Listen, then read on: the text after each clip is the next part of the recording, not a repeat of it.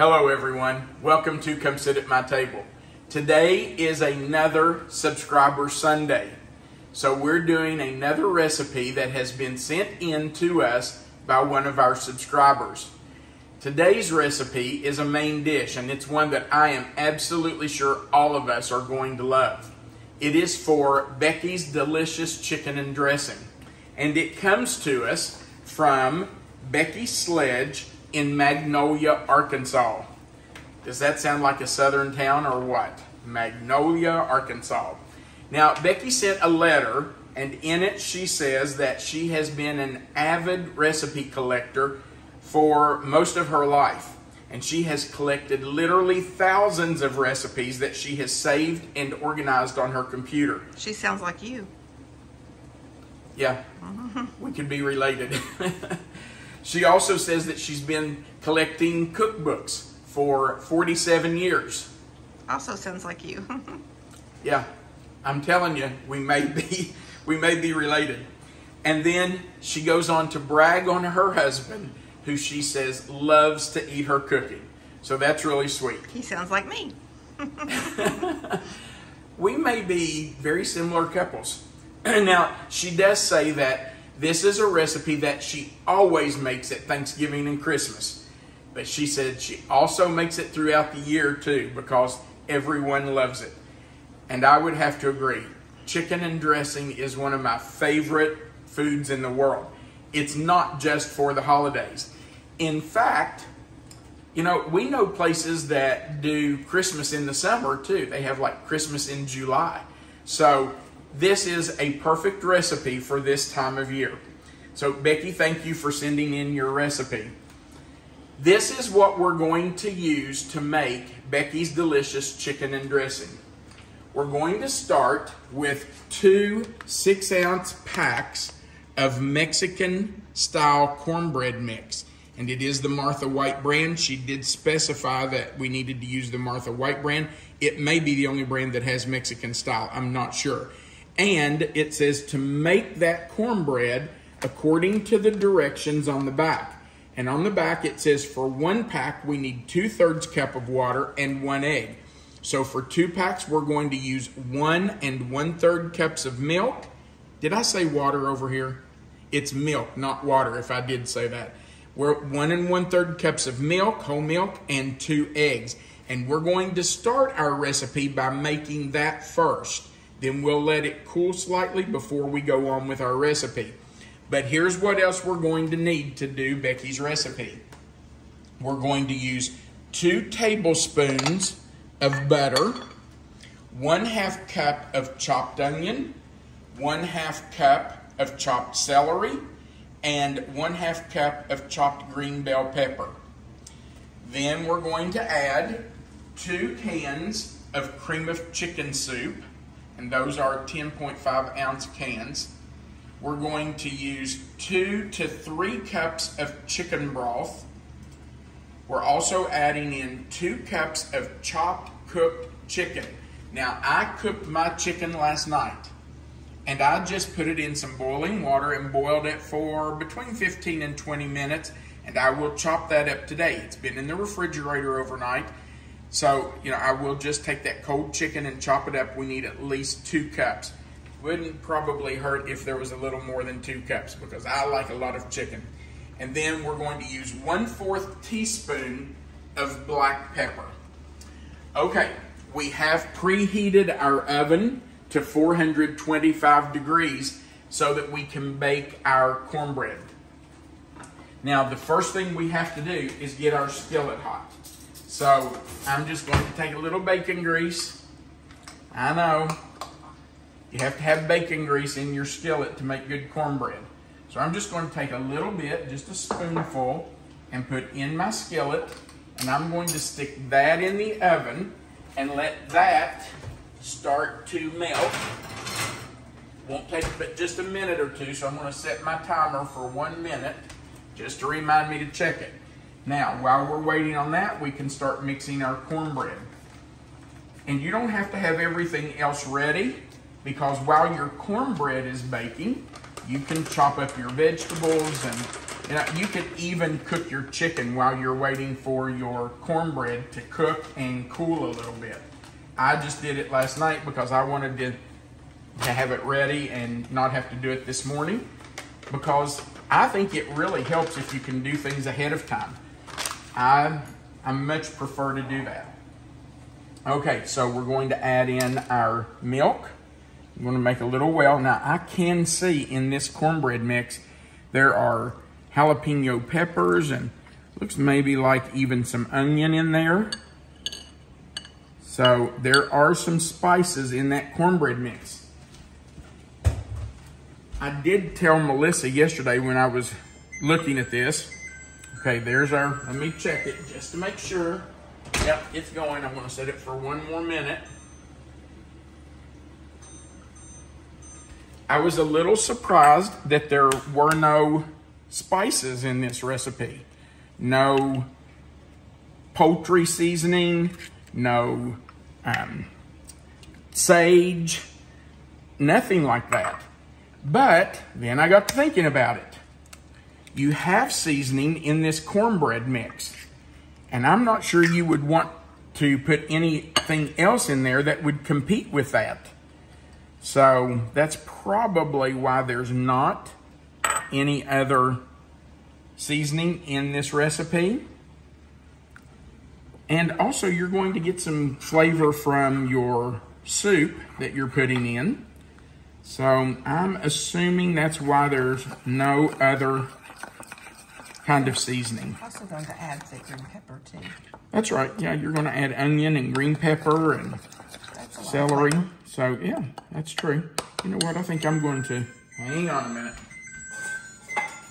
I'm going to use a whisk, but let me get this. Let me get this skillet out. I'm sure it's melted by now. Oh yes. So you can see that our bacon grease has melted for the most part.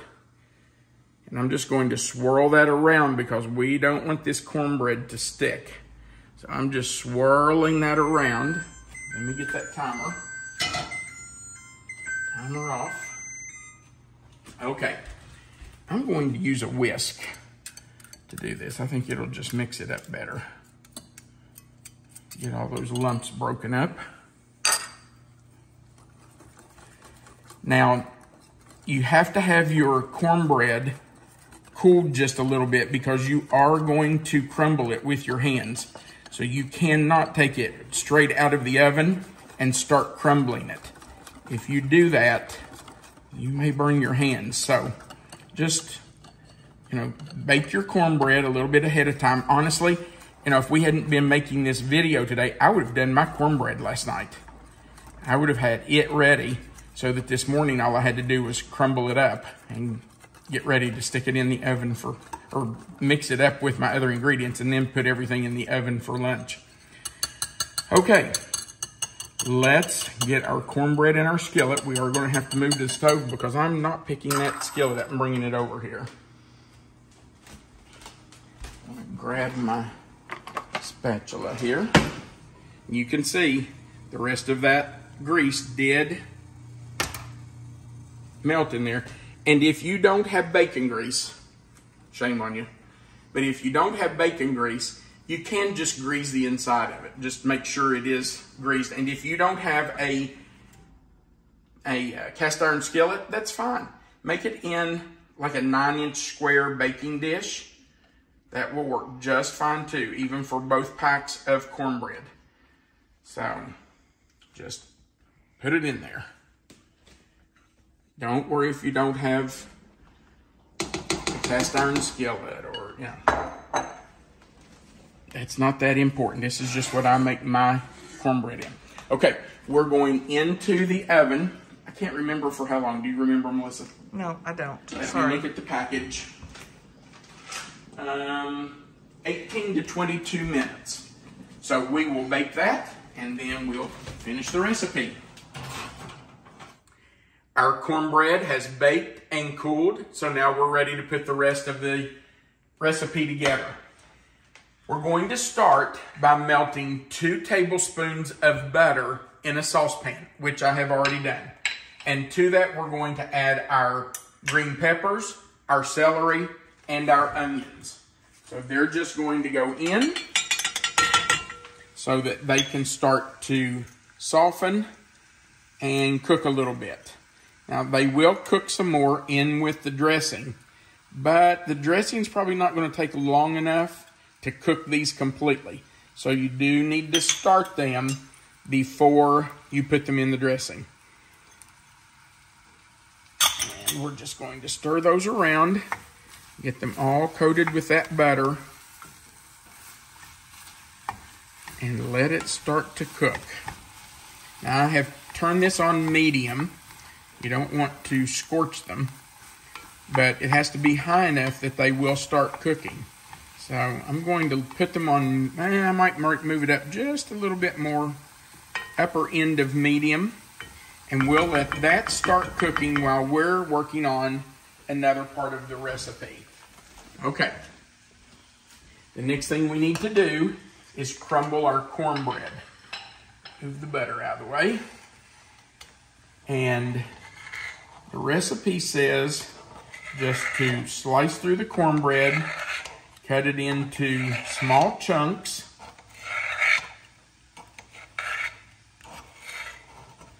and just crumble it up in your bowl. Now you are going to need a pretty good sized bowl for this, because you're going to be adding quite a bit of things to it, and you're going to, I'm just going to dump that. That looks really good. That came out very nicely. Okay, you're going to add quite a bit of things to it, and you've got to have room to stir.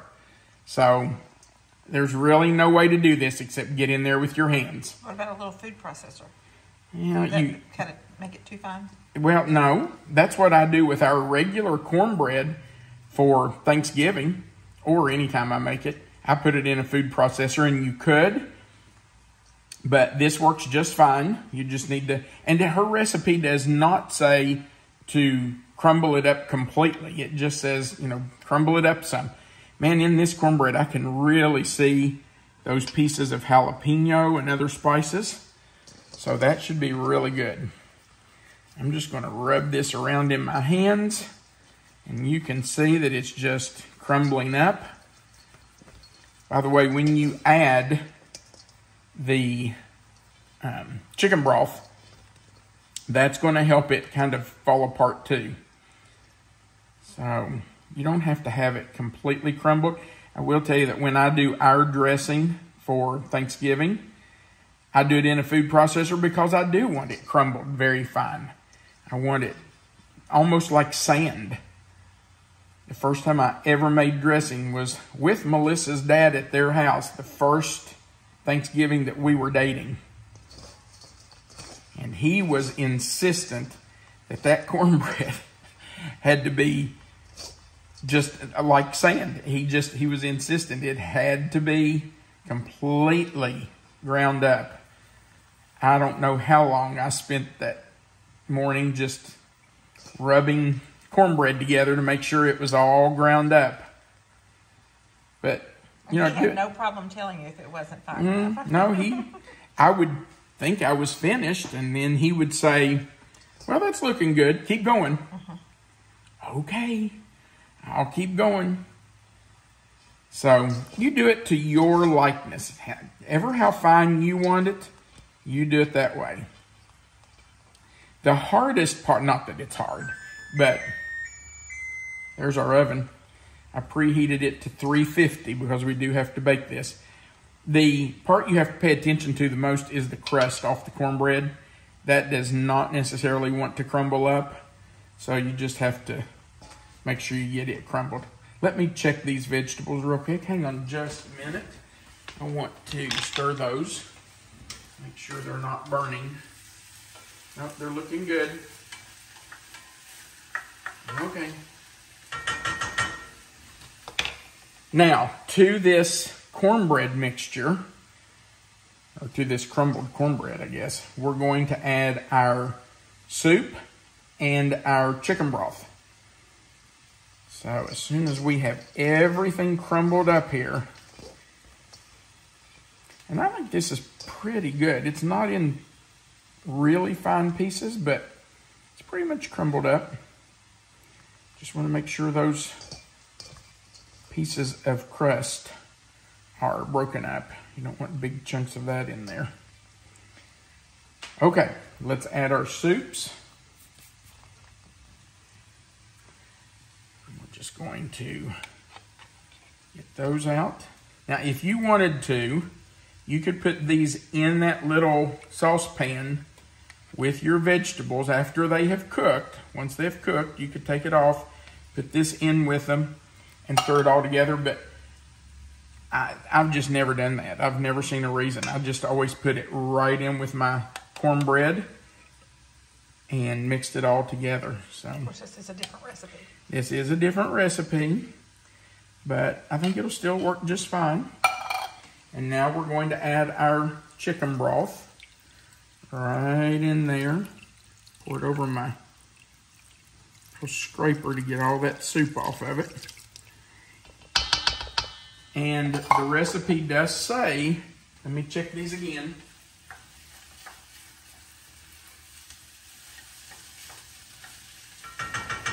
The recipe does say that 2 cups of broth may not be enough, that you may need 3 cups, or my suspicion is that you're going to need even more than 3 cups. But it said to start with 2, so that's what I started with. And you want it wet. Now, you don't want it like soup. You don't want it runny, but you want it good and wet. See how that soup just mixed right in there with it? It already looks to me like it needs another cup. All right, we're going to put our chicken in. And that was 2 chicken breasts. By the way, with my vegetables, I used 1/2 of a Vidalia onion to get 1/2 cup. I used a whole green pepper to get 1/2 cup.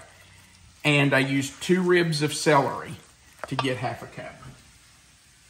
Okay, I think these are looking good. So we're going to add those to... I'm sorry? I was going to show what they look like. Oh, sorry. No, We can still see them here. you can see them. All right, those are in. All right, now I can tell you this is not wet enough. It needs more liquid.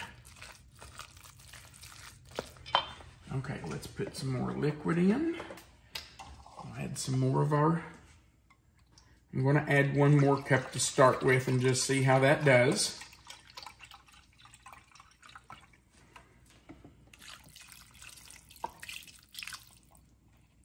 How about your pepper? Yeah, oh, that's right. I'm going to put my pepper in. Let's do that. It's just 1/2 teaspoon, but that's an important ingredient. You need that pepper for the flavor. Now notice we've not put salt in. After we get this all mixed, I will get a spoon and taste it just to see. But you know there was salt in that cornbread mix. And there is definitely salt in the chicken soup. And probably salt in the chicken broth. So It probably won't need any. I don't think we're going to need any. But you definitely needed that pepper. Okay. It's really good. It does look good. Great recipe. Okay. I'm going to take a taste of it just to make sure it's got enough.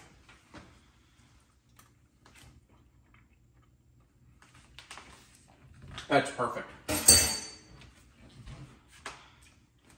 That doesn't need anything except maybe just a little more chicken broth.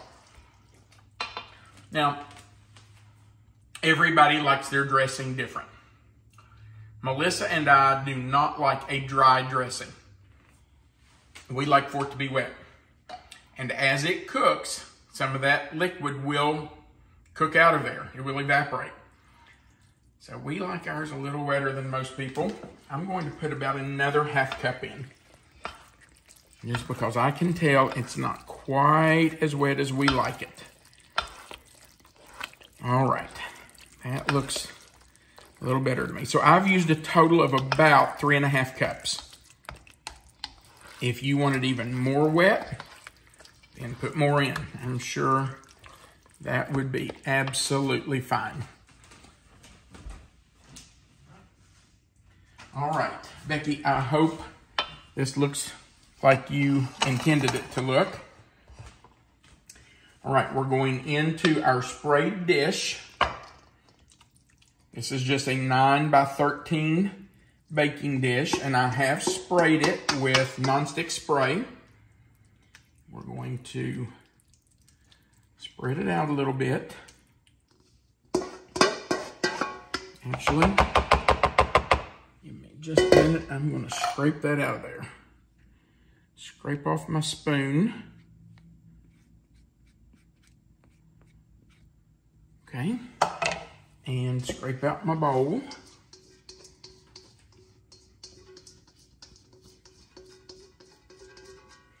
Because we want all that liquid, all that juice in there to make that delicious. Okay. Now, you don't have to smooth it out completely. It doesn't have to be totally smooth, but you know, you don't want one side really thick and the other side not. Now, the recipe says to cover this and bake at 350 for 30 minutes. And then to remove the cover, we're using aluminum foil, remove it and bake it another 10 to 15 minutes until the top and the edges start to brown. So we're going to cover it and then we'll go in the oven and we'll be back after it has baked. All right, let's try it. Ooh, I like that it's moist. I like that. Yum. Look at that. Doesn't that look delicious?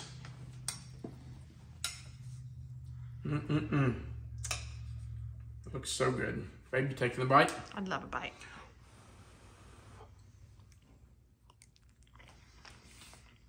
Oh, that's fabulous. Can you taste the jalapenos? Definitely. Can you really? Mm-hmm.